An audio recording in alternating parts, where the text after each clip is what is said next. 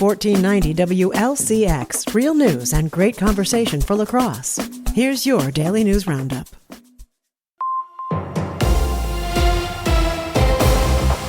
For Civic Media News, I'm James Kelly. A federal court has ruled that the Trump administration cannot block congressionally approved funding to expand electric vehicle infrastructure. In a press release on Tuesday, Wisconsin Attorney General Josh Kaul announced the court granted summary judgment last week and concluded that the Trump administration's effort to withhold the funding violated the Administrative Procedure Act. Wisconsin joined a coalition of over a dozen states in filing the lawsuit, seeking to protect congressionally approved funding through the National Electric Vehicle Infrastructure Formula Program. Wisconsin is due to receive over $62 million of funding through the program, in addition to the overall economic impact from the jobs created. Attorney General Kaul also highlighted the environmental benefits of expanding the state's electric vehicle infrastructure, making it more feasible for residents to consider purchasing an electric vehicle. The National Electric Vehicle Infrastructure Formula Program awards grant funding to businesses like gas stations, restaurants, and hotels to help cover the cost of installing electric vehicle charging stations. The Wisconsin Natural Resources Board unanimously approved a rule change on Wednesday seeking to bring state regulation of PFAS in line with federal drinking water standards. The rule change follows regulations enacted by the Environmental Protection Agency during the Biden administration. Under the Trump administration, the agency seeks to weaken those regulations to reduce which specific types of PFAS contaminants will have stricter limits. The agency's 2024 rule set limits for the two most common PFAS contaminants at 4 parts per trillion and 3 other types at 10 parts per trillion. Under Wisconsin law, the state-level drinking water standard requirements must be at least as stringent as the federal requirements. With the EPA seeking to roll back those previous protections, Natural Resources Board officials say increasing state regulations will better protect residents from the forever chemicals. According to a WPR report, an economic impact analysis conducted by the Department of Natural Resources found that meeting more stringent state-level regulations would not cost Wisconsin any more than meeting current federal drinking water standards. For Civic Media News, I'm James Kelly. For Civic Media News, I'm Lisa Hale. Governor Tony Evers sent a letter to Wisconsin's congressional delegation this week urging them to revise the new federal hemp law, which bans the sale of most hemp products in the United States starting in November of 2026. It was passed as part of the plan to reopen the federal government last year after the longest federal government shutdown in U.S. history.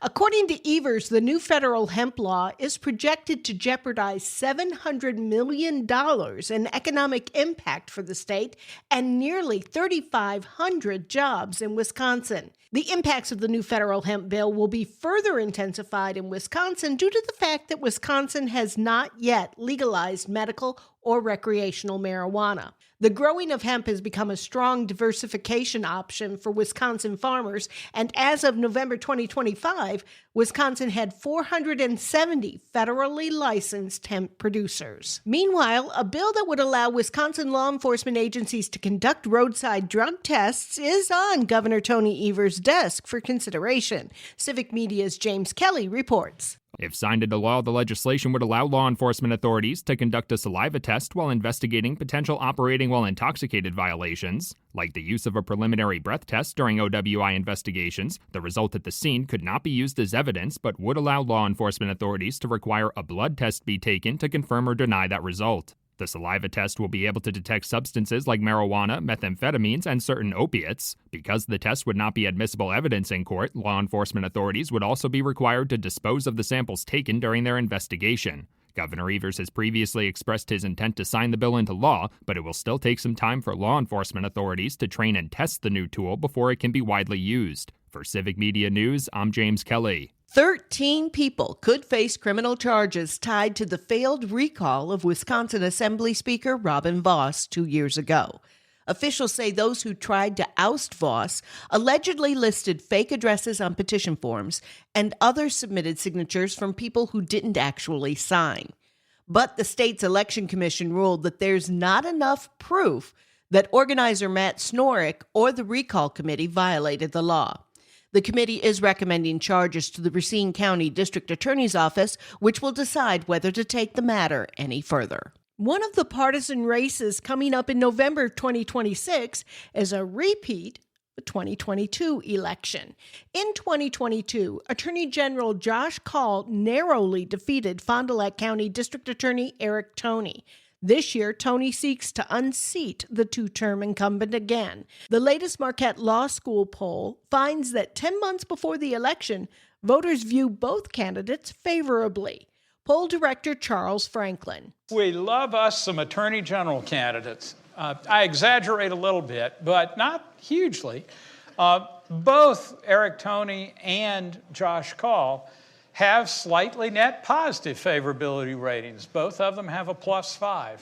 Franklin says Kaul is the better known of the candidates, with 56% of poll respondents saying they had no opinion of him. That's compared to 75% with no opinion of Toney. The most recent Marquette poll was conducted between February 11th and February 19th with a margin of error of plus or minus 4.3. Governor Tony Evers and the Wisconsin Department of Military Affairs have announced $2 million in grant funding to bolster flood resilience across the state. Civic Media's James Kelly has the story. According to a press release, the funding through the Pre-Disaster Flood Resilience Grant Program is meant to help communities identify and mitigate flood vulnerabilities with strategies like reconnecting streams and floodplains or reducing erosion hazards. 2 types of grant funding were made available through the program, one for assessing vulnerabilities and one to implement the mitigation methods. The goal is to naturally manage flooding before disasters like in Milwaukee, Washington, and Waukesha counties last August strike. The Oneida Nation received the largest funding award at $300,000 to create a culvert inventory and study water flow and hydraulic structure. The City of Madison, Ozaukee County, and City of Stevens Point also received significant funding awards of over $200,000. For Civic Media News, I'm James Kelly. How much will it cost to see the Packers play? Civic Media's Connie Feldman has that answer. The price to see the Packers play has gone up for this season. The team announced the new pricing on Friday. Depending on where you sit in the bowl, you'll be paying between $4 and $22 more per ticket. Packers president and CEO Ed Policy said the ticket prices for a game at Lambeau are around the middle of the NFL's pricing range. With the new increases, face value prices for regular season tickets are between $143 and $196. Preseason tickets are cheaper, but tickets sold through a third-party ticket broker can be substantially higher. Packers fans don't seem to be priced out, though, with more than 155,000 people on the waiting list to buy Packer season tickets. Most wait decades for their chance to buy that 18 inches of pure aluminum pleasure. I'm Connie Feldman for Civic Media News.